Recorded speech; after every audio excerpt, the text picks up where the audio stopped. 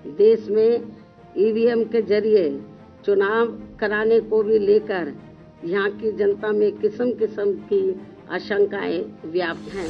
अब यहाँ आगे सभी छोटे बड़े चुनाव पूर्व की तरह सीधे बैलेट पेपर से ही कराए जाए। बसपा प्रमुख मायावती का रविवार को जन्मदिन मनाया जा रहा है। इस दौरान मायावती ने इस वर्ष कई राज्यों में होने वाले विधानसभा चुनाव और अगले वर्ष लोकसभा चुनाव में अकेले अपने दम पर चुनाव लड़ने की घोषणा कर दी है और सत्ता दल भाजपा पर निशाना साधा है। उन्होंने ईवीएम को लेकर सवाल खड़े किए हैं और मतपत्रों से चुनाव कराने की मांग की है। उन्होंने बीएसपी को वोट दिया, लेकिन जब उस एरिया का मशीनें निकली तो वो वोट कहीं और का निकल आया।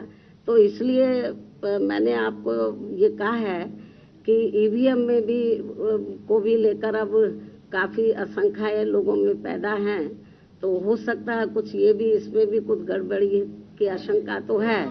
और मेरा तो यही कहना है कि जहाँ तक बीएसपी के जनाधार का सवाल है, बीएसपी का जो जनाधार है वो कोई कम नहीं हो रहा है। मुझे तो लग रहा है ईवीएम में कुछ गड़बड़ी जरूर है, आशंकाएं किस्म किस्म की पैदा हैं। और नहीं तो मुख्य चुनाव आयोग और सेंटर की गवर्नमेंट सामने आए और वो कराए बैलेट पेपर से चुनाव, मालूम पड़ जाएगा कि उनके साथ कितना वोट है और हमारे साथ कितना है।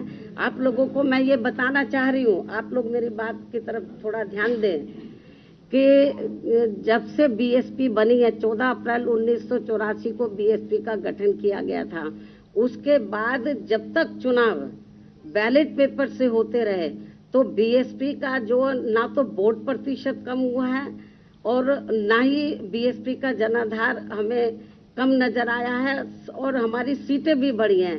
लेकिन जब से चुनाव बैलेट पेपर के स्थान पर तो मशीन के जरिए जब से हुआ है, तब से हमारा जो वोट प्रतिशत है वो प्रभावित हुआ है और हमारी जो संख्या है वो प्रभावित हुए। तो कुछ ना कुछ गड़बड़ तो जरूर है। यदि ऐसा नहीं था तो जब तक चुनाव बैलेट पेपर से होता रहा तो तब तक तो हमारी पार्टी का हमेशा हर चुनाव में ग्राफ बढ़ा है, सीटें भी बढ़ी हैं। लेकिन जब से ईवीएम से चुनाव होना शुरू हुआ तब से ये सब गड़बड़ हो रहा है। बहरहाल मायावती की ये मांग कब पूरी होती है और कैसे पूरी होती है, ये तो आने वाला वक्त ही बताएगा।